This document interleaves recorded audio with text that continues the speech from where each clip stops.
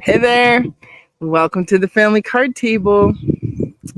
We're so happy to be back, keeping our rhythm. I think this is our fourth or fifth week, maybe fourth. And today's just me and Rob. And the thing about the family card table that I wanted to bring through is your kitchen tables like this too. Whoever's in the kitchen, whoever's sitting, whoever's there to chat, like those are the opportunities sometimes to learn more about why we're here, who we are. So in this time with Rob, who I always enjoy a good conversation with Rob, like his heart and mind connect in such a way, and he goes so deep by nature. So for me, he's a familiar because I really appreciate somebody who can go to the deep waters and come up with some clarity and put it together with something else. So that's what happens. So we invite you to listen in for myself and Rob today, and that's who'll be on the show. We'll persist with our regular things, like the topic of what happened for you all in regards to the full moon and the changes that we're in and what you're noticing. And even if you make your conversation with your family about what you're noticing, that's the beginning of sharing perspective, sharing awareness. So, Rob, I'm happy to meet with you and hear what you've been noticing. Welcome. Hi. Yeah, thanks. Yeah, it's fun to, been really enjoying our weekly podcast here, and yeah, it's fun every week, different sort of conversations, and see what comes up. So we'll just see where the conversation goes here today. What do you find in your awareness of the things that you think you want to bring into our conversation today? Yeah, I mean, I think you already mentioned the full moon, and that was this past weekend, almost a week ago. I think that's definitely something we should talk about. And then, it sounds like part of the plan is to talk about the cards and astrology, and what are these things, how are they helpful, how are they useful, how do we use them, and that sort of thing. So Nice. How do we use them, right? I mean, I remember being a young girl and in the back of the newspaper being three or four lines about your astrology, your cancer, whatever. I didn't even know there was a moon or a rising, right? And like seeing if my day would be like what it said and if I really was like it. And then I remember getting those books, like big fat books on astrology. And of course, the first thing you went to was like, if I'm with this person and they're this way and I'm that way, what would happen? Like, would we be a good relationship? Do you know what I mean? Like, yeah, that's like the way I remember astrology coming into my life was like, what does it mean about how I'm going to relate to everything? yeah, Right? Because I hated some of the stuff I heard about cancers at first, like possessive. I was like, oh, I'm not possessive. I'm not possessive. Oh, God. You know, and sometimes I'm possessive, and somebody will pick up something of mine and I'll like get a twitch inside me. I'm like, oh my gosh, calm down. Like, what are you doing? Like, who cares? It's just a hat, but it's my hat. It's like, all right. So loyal. Loyal was another one that I really I took like a I'm loyal. And now I'm like, oh my God, loyal really cut into my authenticity, man. Like I did not know how to do loyal and authentic at the same time. Like I lost some right. clarity in that game. You know what I mean? And then I can't wait to hear how you interpreted Scorpio when you first heard it. I'm passing this back. Yeah, So that's and right. then the other one was tenacious. I was Mm, told I was tenacious, and there's no lie in that. Like I'm a right. badger. I will not stop. I do not give up. Like it's Yeah, crazy. I even if I want to, sometimes I can't. Like it's so yeah, innate to my character. And then I find out I'm a king of diamonds, and then you're like, well, geez, that's kind of the way it would be, no? And you have two cardinal signs, an Aries and a Cancer. Like these different things that they start to make sense to the way your soul is living in this energy body, right? Because I yeah, love people remind us we are not humans, we're spirits having a human experience. And each one of us wears what we wear and is who we are, but our souls are the things that connect to the stars. Yeah. I agree. Yeah, and Tell us how they connect, Rob. Tell me more. yeah, yeah. Well, good question. I mean, I the and I always preface these conversations, astrology and the cards, and that there's many perspectives, there's many views of what they mean, and many ways of describing them, and in the astrology world, someone asked, I think it was Stephen Forrest, or maybe he told the story of someone asking someone else, but the story came through him, and they said, what's the best astrology out there? Like, is it Vedic astrology, Western astrology, evolutionary astrology? There's all these different astrologies and different systems. And, he said something like, what's the best language out there? Is it English? Is it German? Is it French? They're all languages. They're all useful for describing the world and all that. So that's the way I see cardology, astrology, all these different things. They're a language for understanding life. And so, my perspective is, I'm a hypnotist. I do past life regression. I do all these sort of weird woo-woo things with regards to that. But it's given me a unique, well, maybe not unique, but a perspective of this multi-life journey from the perspective I take that we're on. And the perspective that I have is, and that many have, is that as a soul, we choose to incarnate, and that there's no mix up, there's no mistakes. That moment of your birth, the day of your birth, all those things, it's as if as a soul you chose to incarnate at that time, because it's the perfect time to learn and grow through the curriculum that you have, through remembering who and what you truly are, which is consciousness itself, being a soul, connection to all that is, source, and all the rest. I think when you say that, as a mother, both of the, especially, actually the first three, I knew the day before they were coming. Like, I mean, I had a sense already when they were coming, because they give you a due date and this and that. But like, I literally knew, like, and both of them, like, I said in the morning, okay, today's the day. And they're all just like, Madeline, what are you talking about? Like, you're not even this. I'm like, today's the day. Yeah. And I would know, because that's the way my character grows, very innately intuitive. And they could talk to me. They were inside of me, so I was forever connected to them, so, and it happened every time, just about. And it's an interesting thing, because it's as if we can sense what's coming when we're tuned into it. And therefore we have to let it happen in its own divine time and bloom right on time. Like, divine timing is like the safest way to let go, right? Because then you can really trust that it's happening the way it needs to happen, right? But I don't want to let you out of the question of what was it like when you learned about your Scorpio self. Yeah, for sure. Yeah, for sure. And I'm sort of coming to that, in that, the perspective I take is that the sun sign, you're a Cancer sun, I'm a Scorpio sun, and that sun sign doesn't describe who you are naturally. It's, again, this is from the perspective that I take from evolutionary astrology. The sun sign is like the soul's intention for your human evolution. It's as if you're at a point in your life journey where, for me, the sun in Scorpio, for you, the sun in Cancer, by house, by placement, by aspect, speaks to the soul's intention for this next step in your evolutionary journey. And that's typically not how it's described. You in the newspaper and the thing, you read the sign of Cancer, the forecast, all that stuff. Like, and so, well, let's break that down, because it is a very different way that you would say it, right? Because basically you're saying that the soul has a neutrality to it, and that this sun imprint kind of shapes its experience. Is that what you're saying? The perspective, from my perspective, I see the planets not as these all-powerful beings that are impressing and forcing energies on this world and things like that. That's not the perspective I take. The perspective I take is that the planets, much like we look at a clock, and I think there's a clock behind, like there's a clock.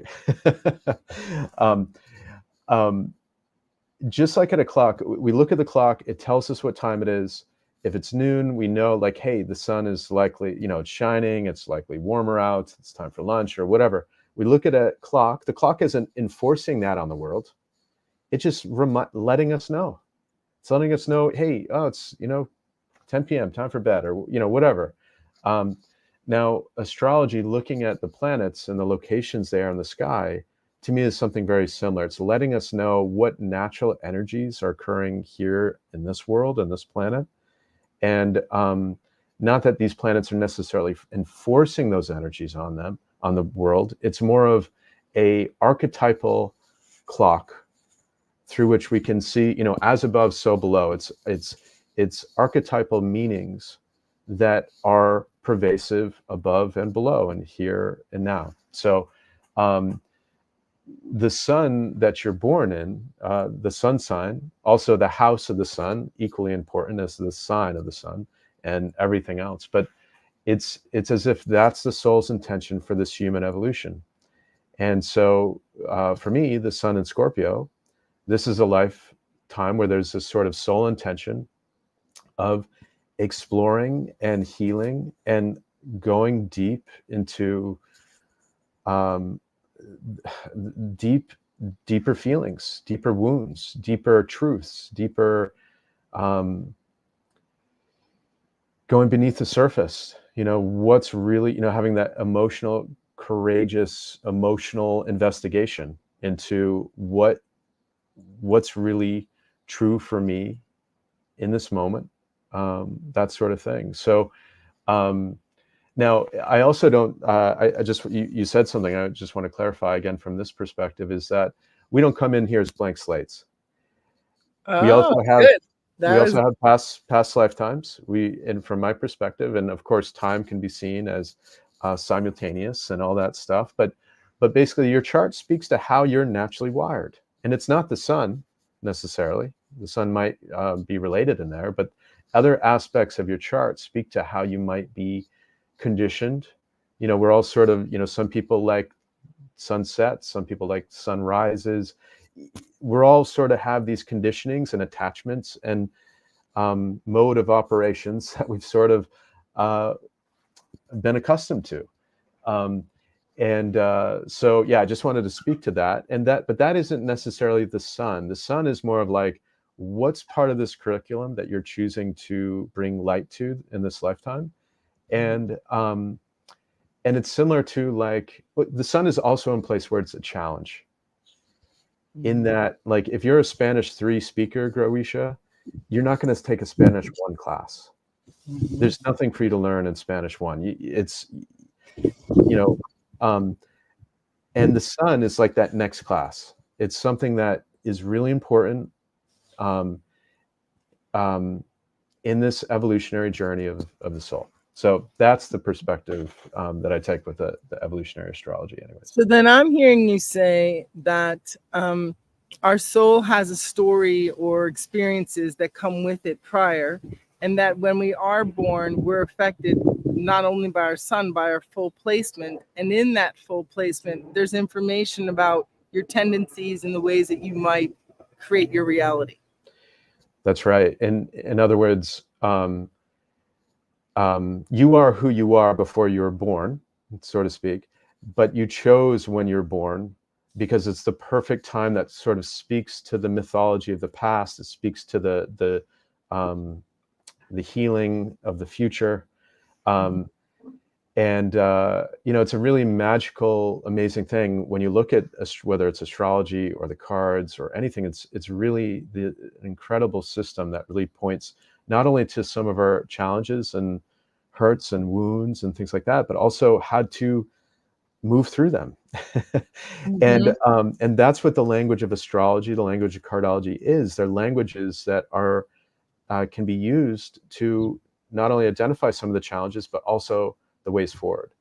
And, I also want to say that the perspective I take is from the concept of past lifetimes, that things happen to us, and then we oftentimes make a self-concept around those things. So trauma happens, and then we interpret some sort of self-concept, some sort of interpretation from there. And we're being asked to let go of those interpretations. In other words, like, take for example the wounded puppy that's abandoned and betrayed on the side of the road. And I'm sure everyone's seen YouTube videos with these beautiful puppies. They've been through some real trauma, but those little puppies in their puppy brain might be thinking, I'm unlovable. Because if I was lovable, there might be someone that is giving me food or is kind and bringing me in. But it hasn't experienced that at this point in its journey. But of course, as a human, we see that puppy and we're like, no, that's an innocent little puppy dog. The puppy's rescued, hopefully. And then that puppy relearns, yeah, I'm lovable, loved, and loving. And that in that puppy brain, reminding itself, clearing itself from any interpretations that were made at that time where that trauma was occurring, but because of course it didn't have anything to do with that puppy, innocent little puppy dog. So in a way, that's a simplified version of that healing type of thing. But to me, that's how I see the astrology, in that we all have wounded puppies in our psyche.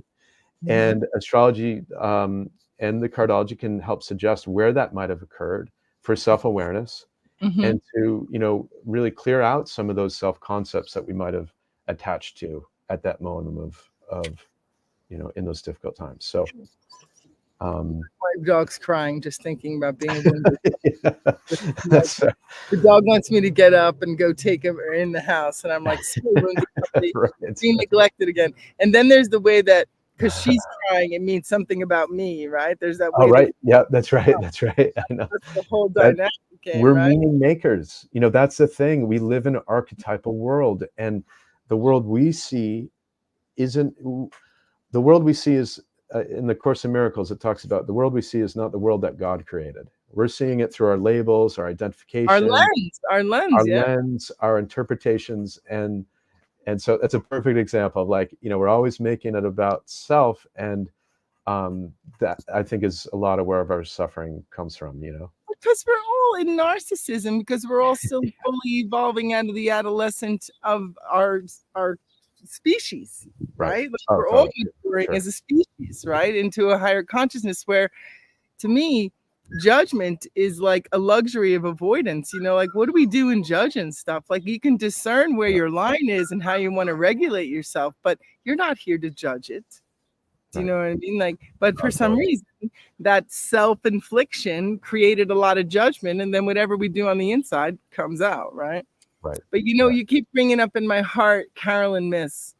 That's a woman who I've appreciated for many, many decades, and she has some stuff coming out now about a lot of things, and she's come to so much clarity. She's gotten older, but she really got into archetypes. And boy, when you listen to any of her recordings, and I don't know if we'll link one here or if you just find her on YouTube, but she has all the archetypes done and she talks about them. If you identify with one of those, it's such a great classroom of information to get a sense of, like, oh, whoa, I'm like really wearing the suit, because when I looked at like the martyr mother one, geez, I was just like, boy, why don't I just check the boxes? Do you know what I mean? And internally, I don't feel like a martyr or a mother. I feel like a strong tree wanting to make a difference in the world. But that archetype, that energy, that role I was playing informed my behavior loudly. Right. And then it was in the chart. And then Rob explained even more to me about the way I'm very sensitive to other people's shaming and judging of myself, because I want so much to be somebody who, uses herself well and is of integrity and such. And I don't like to hurt people. But sometimes being truthful does hurt people. Yeah. Yep. That's always, it's a tricky one. And, I guess come from care and concern. That's what the girls would say that I work with. Like, say it kindly and nicely. Like, because I would say that one of the challenges is, for my own character, not wanting to hurt people, I'm already feeling awkward even saying what I'm going to say, because I know it's going to hurt the person and I don't want to hurt them, but I'm not saying it to hurt them. So you got to say it nicely enough that it doesn't hurt them. Right. You know what I mean? Like Yeah. sometimes you find the firmness is the only thing people hear, but firmness sometimes stings. Like I've watched people's physical bodies go like this when I just like say, he said no. Right. It's like, oh, and I'm like, well, Yeah. it was obvious that the person said no, and you decide to push the line. So I'm going to let you know that was a no, and you didn't hear it. Yeah. Oh, for sure. And it's like, as humans, we condense everything into language, into words, where like we conceptualize no, and you hear no, and it's like, It's like rejection. right. And when in reality, life is far more nuanced. It's far more complex. It's, you know what I mean? It's like the old classic thing of, I think it was Krishnamurti. It said, you teach the child the name of a blue jay, and that child no longer sees the blue jay. It sees a concept that, oh, I know what that is. The blue jay, as if the word blue jay encompassed the entire reality of a blue jay. The actual, its behaviors, its the beauty, the subtlety, all the infinite world of blue jay. And with words, we sort of condense a reality into words, and that's why words have this such power, because we're creating our own world from these conceptual words of no. And when someone says no, the more true thing oftentimes is, I love you and no, or I love you and that's not right for me right now in this moment where I'm at here. So and so, I mean, sometimes using, that, giving words a bit more contextuality can be helpful, and that's where the communication comes in. But it's amazing how we live and die by words, and the words are never enough to describe full reality. There's another guy, Father Anthony DeMillo.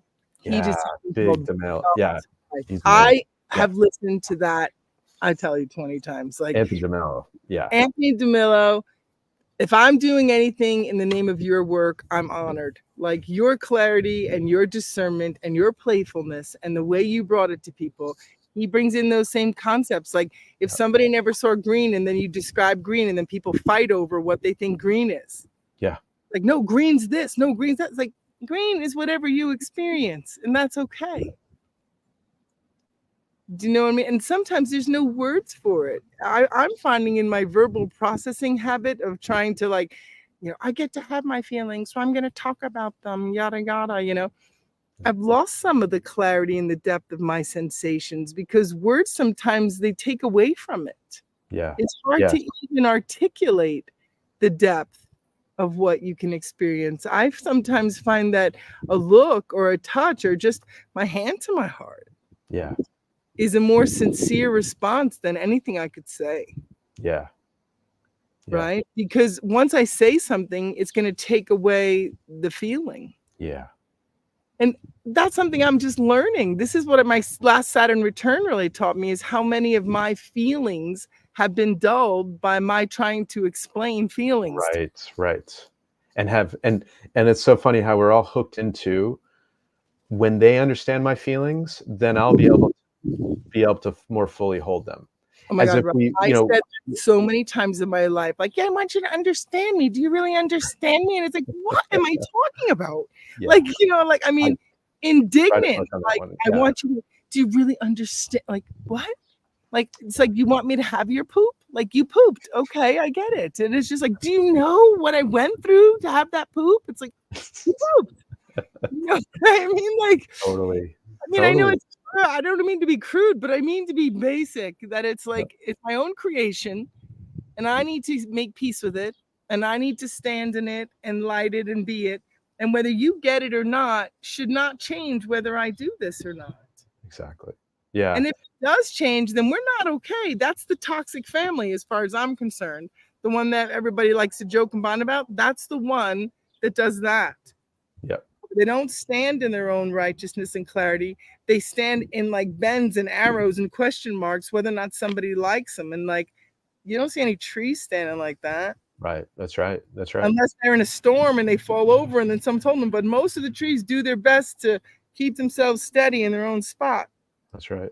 And use what they got, but there's a personality piece and a desire to connect. It's interesting. That's where I hope that the seed metaphor that we've used in the website and the astrology and the cards gives people something to connect to that allows you to understand how it's happening from the inside out. And it's somewhat of a natural design that we're waking up to find what we create in the golden age as our consciousness rises. Yeah. And we all come together with this shared genius.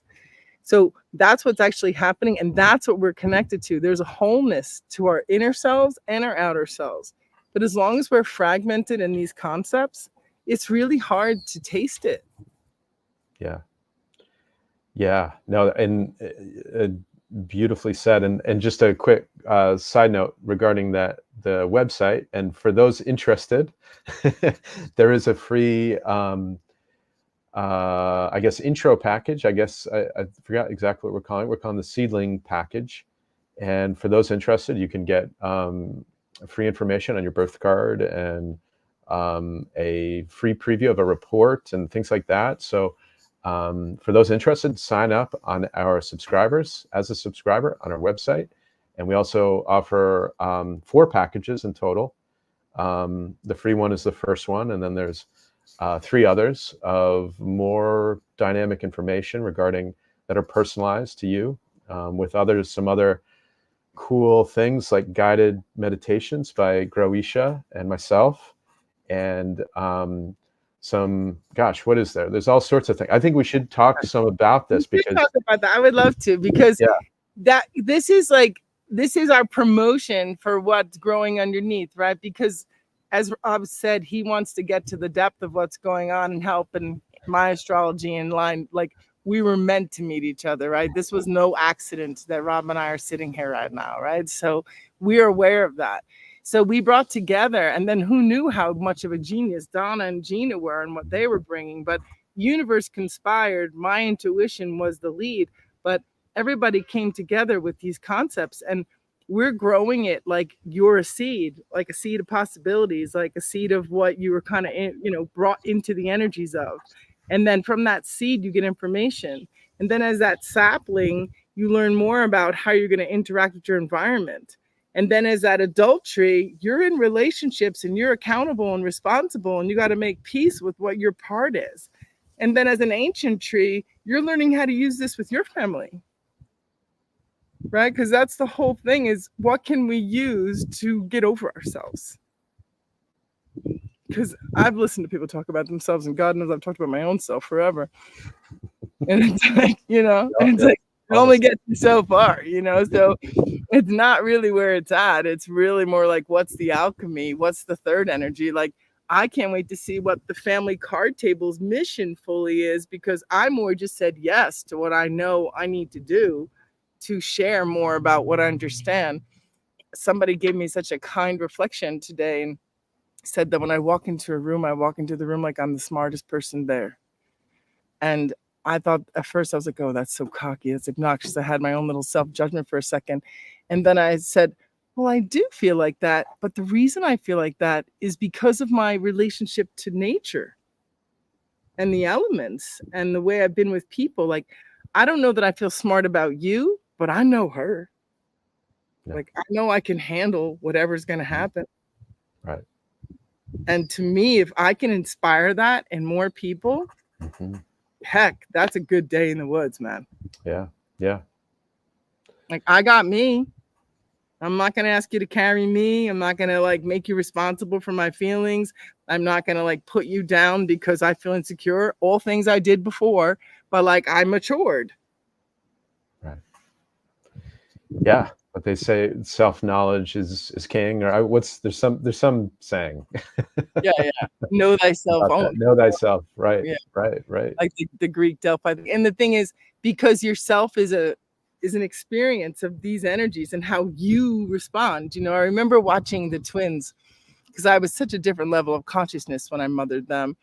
And I remember watching them literally kind of choose who they were going to take stuff from, try on voices, interact certain ways.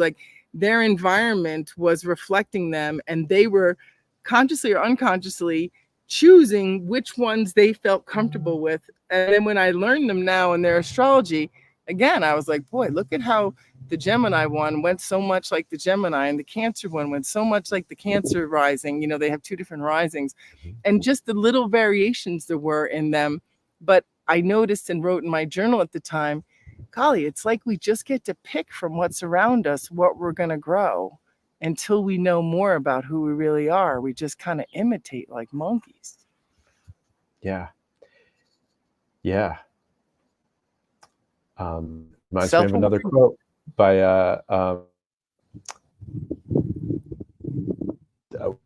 the singer. He You're breaking up. and yeah, sorry. Something like, and maybe I shared this before with the show, but it's a good one. It goes something like, aging is a remarkable process whereby you become the person you were always meant to be. And I think there's a lot of truth with that. As a younger person, we're worrying too much about the other. Um, it speaks to a lot of what that aging and wisdom seems And to bring. I think as parents, we can start to do that to our children, right? We can start to reflect to them their possibilities, but without pressure. Do you know what I mean? Like, my mom's favorite phrase was that she thought I was going to be the president of the United States, right? So, like, she would say that, and I would laugh at her and stuff like that. But it did mean that I was going to be more than I thought I could be, right? And over my lifetime, even astrologers like Rob and stuff have said things to me about my placements and my chart that gave me permission to expand more fully into this one, because there was a purpose and a meaning for me. And that some of the kind of intuitive psychic things about me were part of my design. And though I might have found them awkward or even afraid to express them at times, they're actually part of what's going to help me integrate the information and share from a place that's wise. So, other people's reflections of you, when we can, we want to offer the most like expanded possibility. Like, don't put people in confined states just because you're in one. Like, you don't have to shrink somebody because you're shrinking. You know what I mean? Because you're really affecting yourself more than you realize in those projections. Because a lot of what happens in families, from my long running time sitting with them, it's shared projections. And they're like forms of protection from actually growing in fluid water as opposed to stagnant water. It's like commitments and even loyalty to staying stuck in a concept that isn't your full truth. Right. And that'd be a bummer, right? We wouldn't want to do that to these little ones or even ourselves. Like, who wants to be half mass? Like, if you're going to be here, rock it. Yeah. Like, we're here. We're here in 2024. We're here for these changes. Like, show up at the table, man. Right. Yeah, well said. Well said. So I have a fun table story to let our. So I like to play cards a lot. Like, even before I learned about cards, I love cards. We always play cards.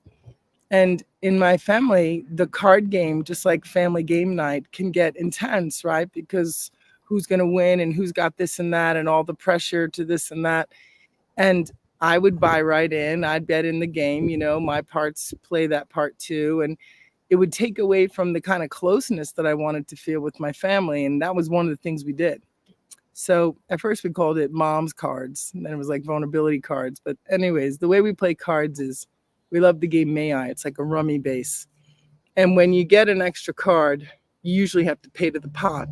And then like whoever wins gets the pot, right? So there's no dollars, there's no quarters, it's questions. So when it's time to pull your card and you say May I to someone who you got a turn to get the card that you need for your hand, you're asked a question. And I just really want to put it out there as a fun way to play, even in your kitchen table. Like, have a box of questions that everybody's curious about from each other and pull out a question.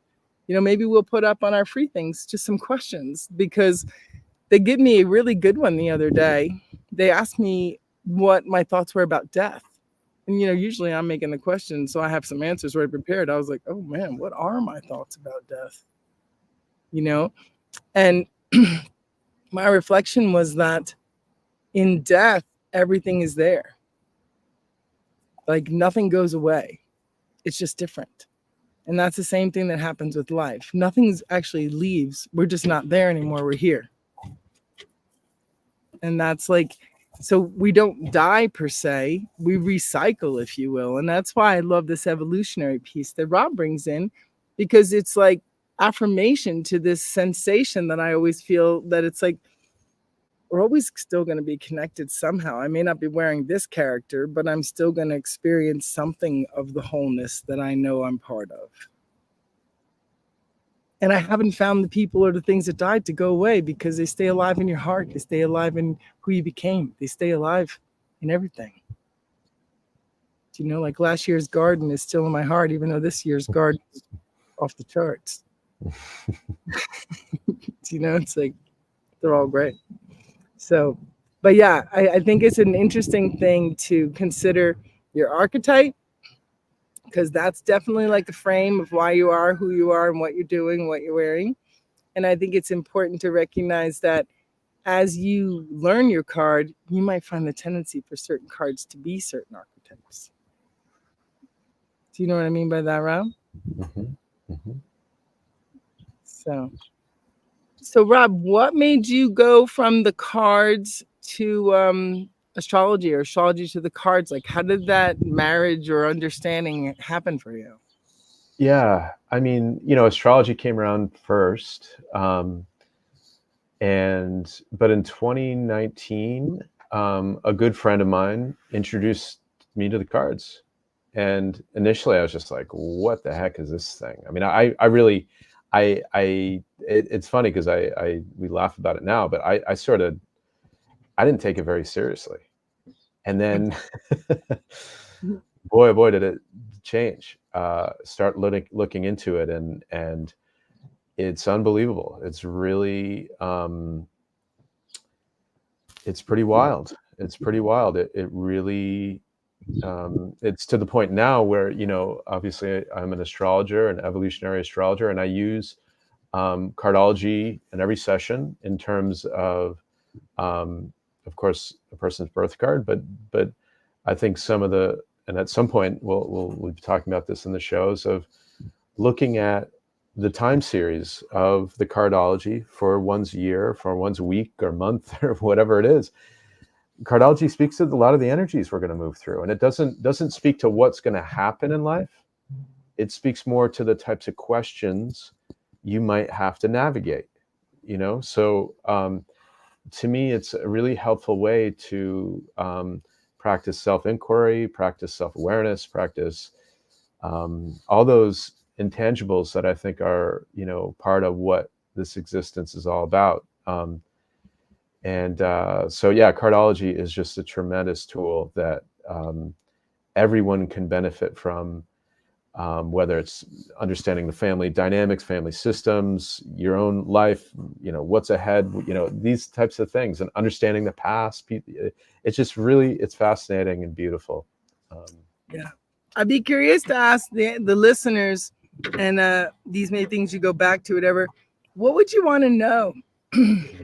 Right? Because I remember how weird this stuff was when I first came into it, and how it kind of almost annoyed my brain. Like, it was like, almost like, I should have already known this. If it was real, I would have known it. Like, I don't need to know that, right? But the more I listened and learned how much it was articulating me, and I could see it in my family and see the patterns, I was like, wait a minute, something's really going on. And because I've sat with thousands of people, I'm like, geez, if that person wasn't a jack of clubs, or geez, was that not a two of diamonds move right there, man? So like, and it just depersonalizes things so much, because it really had nothing to do with me. Right? We had a alchemically, like, we had a chemical thing, like their card and my card had some type of placement maybe, but that was for us. I have to let Wolfie in. I'm going to go get the cards. I wonder what we could pull. Maybe we could pull people astrology, and cards, and like a card for each one of those, and see what the information might say? What do you think? Think about it. I'm going to turn off Yeah, my yeah. and pass it to you while I go and let the dog in and get the cards. All right. Yeah, cool. Cool. Yeah, well, gosh, what do we talk about? I guess I would say that, for everyone, obviously everyone knows your sun sign, whether it's Aries, Taurus, Gemini, et cetera, et cetera. And I think the real key and important thing to know is that while that may or may not describe your natural essence, to me, I use the ascendant to describe your natural essence, your south node of the moon to describe these sort of more self-describing characteristics. But the sun, you can look at that as a guiding star, a guiding light, something to, it's like, it's an elective thing that you've chosen. There's no way around it.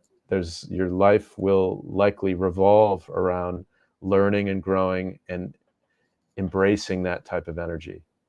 And that's one of the biggest mistakes I think people make is that, take, for example, an Aries sun. Aries are learning to be courageous, bold, direct. It doesn't mean they naturally are. I know many Aries where they're completely opposite to what one would describe as an Aries. The fiery, assertive type. No, many Aries are just the opposite because they're learning to embrace those qualities that exist naturally within them, but to shine a light and bring that to the surface. So I think it's important to know that when you look at your sun sign, it's not a natural, it's not defining who you are. It's more of like, hey, this is something to shine a light on in your life. So that's everyone's homework, I guess I'd say this week is, at least one of them is to look at your sun sign and really see, what is it that you're meant to really dive into, to embrace? What's that guiding star saying? That's awesome, Rob. I really like that because that kind of speaks to that you have things to grow and develop while you're here. Yeah. And so learning to balance my possessiveness, my tenacity, and my loyalty, and turning my loyalty onto me, right? Because Cancer's ability to be loyal to themselves and to be a cardinal sign and to regulate their emotions, it's no easy trick. Yeah, no doubt. Water sign, and if I got my Aries coming in with my moon, right? That's the thing. And yeah, the real beauty of astrology is not just the sun sign, it's the whole kit caboodle, so having a sun in Cancer, the moon in Aries, there's a lot of conflict, resolution, and bringing inside that bravery inside of me, right? My Cancer and Aries energy the fire and water have to alchemize to bring a balance. Like Carolyn Miss again, she speaks of our responsibility to be balanced ourselves. Balance doesn't come from outside of there. Right. Balance comes from the inside. So are you in balance? Are you taking your classes? Because you're getting classes. That's right. Nobody's not getting the class. I'm positive. The way I love seeing those types of, that tension, it's sort of like, you put a rock in a rock tumbler, and it's like through the friction, pressure, and all the rest, like out comes a polished gemstone. But without the friction, without the pressure, the tension, it's not, you're not going to polish. And so I think it'd be helpful to see life in that way of like, okay, we're getting polished right now. So that makes me think it might be fun to pull cards on nature astrology in the cards, right? Because it's our nature that we're trying to develop, right? We're the people who are of the earth. The word human means of the elements of the earth, right? So we're connected in that way. So I think of it like that. That's an interesting game for whatever. Yeah. So when I first started playing with the cards, I went to the store in Park Jervis, and it said, "She is magic playing cards." And they were like this kind of thing, this like old box now. And then on the front of them, oops, see, this thing goes backwards. They have all these like funky symbols.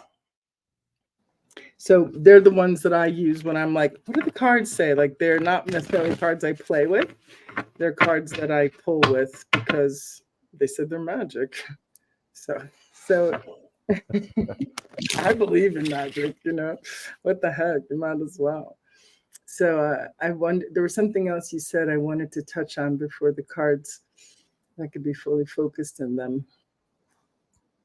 I really appreciate the understanding that your sun sign is a classroom of what you can grow. I kind of feel like that's true of the cards too. Like they inspire more and they take us out of the concepts and the third dimensional density into a higher frequency of multidimensional clarity. Absolutely. And that's the way I see the cards too, is that while the cards do describe how you are, but they also describe what you're here to learn about, that classroom. So, yeah. All right, here we go. So I'm asking these magical cards to inform us to end our lives on 3 cards, and we're going to pull astrology and the information of astrology for our evolution as a humanity. And we're going to pull one for the cards themselves and what they want to bring to the conversation, and one for the human experience, that of our divine nature. And I call on my guides and angels and the wisdom that wants us to grow to show me the cards that will give us the information. Okay, oops, they're popping out. So the astrology came out as the 7 of clubs. All right, and I'm going to pull the others. The cards come out.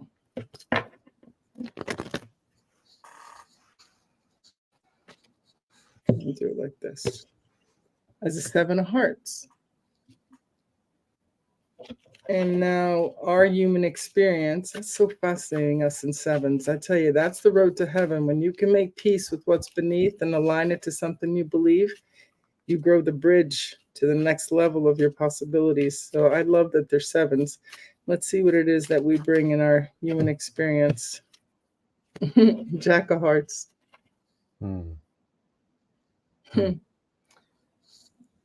That's pretty cool. That's very cool.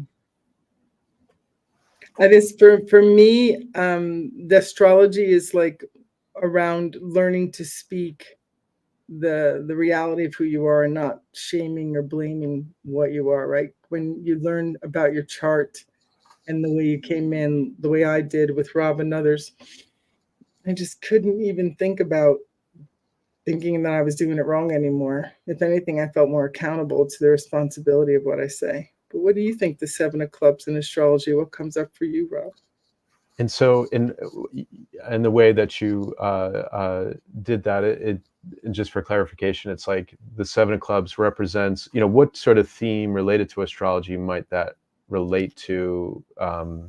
Is that correct? Or yeah, I think what I was pulling was the relationship between the cards, astrology, and people. Right? So like, just like when we pulled the family and we talked about the dynamics of it, how would the dynamics work, right? So if the cards are a 7 of hearts and astrology is a 7 of clubs, they already have common ways that they are working together, right? They're already similar, but one has a little bit maybe more of a mental, and the other might have more of a thing about who you are emotionally and how you show up emotionally, you know what I mean? Whereas the mental part of the astrology is so much more like the understanding, the bigger understanding, and going higher with the understanding. Yeah. Well, interesting. I mean, with the 7s, they're the card that's right in the middle of any suit. The king to the 2, the 7's right there in the middle. And it represents a fulcrum, that you can balance something when it's right in the middle there. And with the 7 of clubs, to me, when I see that energy show up, there's something, it's sort of like who has a better plan, you or God? You know what I mean? Like, uh, um, to see the big picture, to let go of any limiting thinking patterns, um, to really find a different way forward. And um, the sevens in cardology are associated with sort of a taking the spiritual path, taking the middle road, and to not be too, in a teeter totter. You can be on one side, you can be on the ground, the other side might be up in the air. It's, there's something about the beauty of balance and embracing balance. And in clubs, to me, there is something, like you said, that intellect and with the mind, and the mind obviously can be just like a knife can cut, but it can also help heal, surgery and things like that. So what do you want your mind to be used for? To contribute to your suffering, which I think is where we're at in humanity, but the mind can also be used to help heal. So yeah. Put it in perspective, because that's what healing is. Even when you go to those deep trauma wounds in the past life or otherwise, it's like, what did you decide there, and is it true? Right? Because it's the perspective that liberates you sometimes, because it's that lens and that lock that we might create, right? So I love what you said. How does God have a better plan than me? Do you know what I mean? Like that kind of thing. Like, is there a wiser thing? And so to me, there's a surrender when you learn the vastness and the wisdom of astrology or the cards, to be like, oh, okay, so we're not really as in charge as we thought. Like, we are in charge, but like we're on a mission. That's right. And it's a shared mission for sure. And well, I did the composite, but I think we should continue with the other cards. I'll tell you the composite after we talk. So let's see, what would we say the seven hearts would want to bring to the cards? Like, to me, I always think of the seven hearts as somebody who really needs to learn how to, Diamond would say, stay in your square, keep boundaries, like say who you are and stay true, because there's a depth and a clarity to that bridge, because they've matured out of the six. They've come into a sense of themselves, but they have to maintain that sense of self enough to stay authentic, but still in the heart and not resentful and things like that. Yeah, the seven of hearts archetypally is, it's all about relationships and that sort of energy of allowing other people to be the way they are. So, and thereby allowing yourself to be the way you are, that sort of taking that middle road, and the importance of seeing the big picture to get the mind out of the way again. But it's that sort of spiritual love type of thing. When Imagine everyone loving each other like that, like to love each other the way that the seven of hearts can love each other. Because like, if we are a human family and nobody's trying to hurt you, and it's nobody's a bad guy and a good guy, that we're all just in this process together, and you just love the people because you love the people, and you're just proud of them for showing up today and smiling and being who they are. There's a real freedom in that. That's right. That's right. And when we see the opportunities to forgive others as opportunities to forgive ourselves, there's a lot of fruit in those exchanges with other people. Yeah.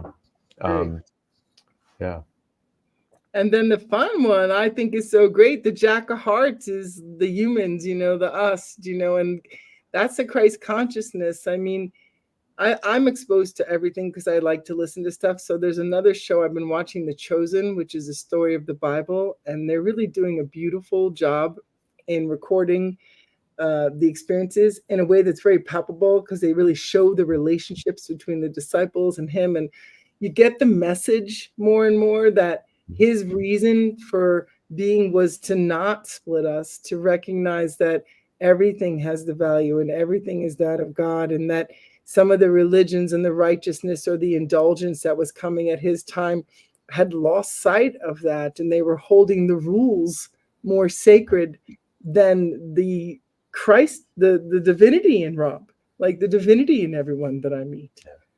and how my ability to be fully present and open in my heart is going to make me sweeter and more alive inside. Right. Yeah. So that grace consciousness, again, we can over sacrifice ourselves for the idea of another. And that's a distortion in our archetype usually. Right. Because no one's asking you to do that. That's something you made up to make yourself feel better. And if they are asking you to do that, it's usually because they did it for somebody and now they think you're supposed to do it for them. And as families, we can consider, is that really what we want to do? Do we really want to tell people that I'll stand right next to you and make you strong, even if I can't be the best me anymore? Is that what you would want to teach your children? These are just things to consider, even at the table.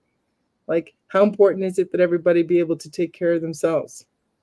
When do you feel the strongest? Do you know what I mean? Things that just help you understand, like, where you buckle. Mm-hmm. Yeah. Yeah, that Jack of Hearts, yeah, in the system, it's interesting because it's right in the middle of the, in the middle of the Yeah, it's above the 10 of spread. diamonds. Yeah. Mm-hmm. And so there's a real central element to that Jack of Hearts, and it's impossible to miss the sort of metaphors related to the story of Jesus and the teachings, and because if you look at the location of the Jack of Hearts and the spread, it makes there's a cross there, and which is so. Yeah, that energy of the Jack of Hearts, that just real loving and I think, in this system, the Jacks often represent initiation to higher levels of being, and with Christ consciousness and the teachings, the true teachings of Jesus. I think it's exactly that loving thy neighbor as you do yourself, and all those. That's what he said. That was in the episode last night. Yeah. Yeah.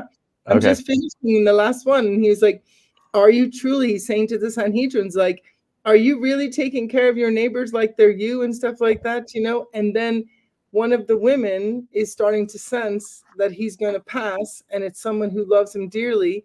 And she went and bought like the most expensive oil she could ever find, this street yard or whatever. I can't remember, some kind of, and she went and anointed his feet. So the fact that this woman is touching his feet at the table, it's like breaking all these rules, but she's saying, you are the true king, and I'm going to rub your feet right now because I know what's about to happen, because I can feel what's about to happen. And I'm not going to let the pomp and circumstance tell me what I should or shouldn't do. I'm going to meet you from the purity of my heart. And Jesus received it like it was the gift that it was. But to others, they couldn't see it as a gift because it was going against what you're supposed to do. I put Rob to sleep. He looks frozen, yeah? Well, I am good for a story for bedtime. So the composite card, when Rob pops back, which hopefully will be soon. Can you hear me? I can hear you. There you're back. You were sleeping. Oh yeah, eyes closed. Nice. Good. Yeah. I was like, yeah, he really thinks what I said is interesting. I feel really good about that. Yeah. It's just funny. So the composite card is the Queen of Diamonds. And that's so much about values, right? And that's such an interesting thing, right? The Queen of Diamonds. That's, to me, she is the one of values. She is the one of business, but she's also the one who, like, she's a little bit more refined. She's more of a refined kind of person. She or he or that energy, it takes care of its femininity, right? So I kind of see this as like a call that part of what these things coming together about is a strength in all of our femininity. Yeah. What comes up for you? Yeah, the Queen of Diamonds archetype for me, there's something about trusting the process, and the flowers will blossom, the spring will come, like really relaxing into that process, and with all the queens in this system, there is something also about nurturing and allowing oneself to be nurtured, allowing and nurturing others, and that real feminine quality of nurturing and motherhood and things of that nature. Yeah. And that sounds perfect for what we're doing with the parents and the families and where that energy would want to go. So I think that was a good confirmation that we're on the right direction, bringing these systems together. So is there anything else? Because we've kind of come to the window that we wanted to share. Is there more that you want to say about any of the patterns or anything about astrology before we cut out of this one? I feel pretty complete. Yeah, it's fun. It's fun having these conversations. You never know in which direction it'll all go and all that. But yeah, it's a lot of fun, and I yeah, enjoyed chatting with you, Groweesha, and I look forward to the next week. We get the whole team back together, and or well, not quite sure if I'll be joining that one, but at some point we'll have the whole team back together. But it's so fun that to as a central place for these perspectives and sharing and growing. We do love to grow. We love to grow.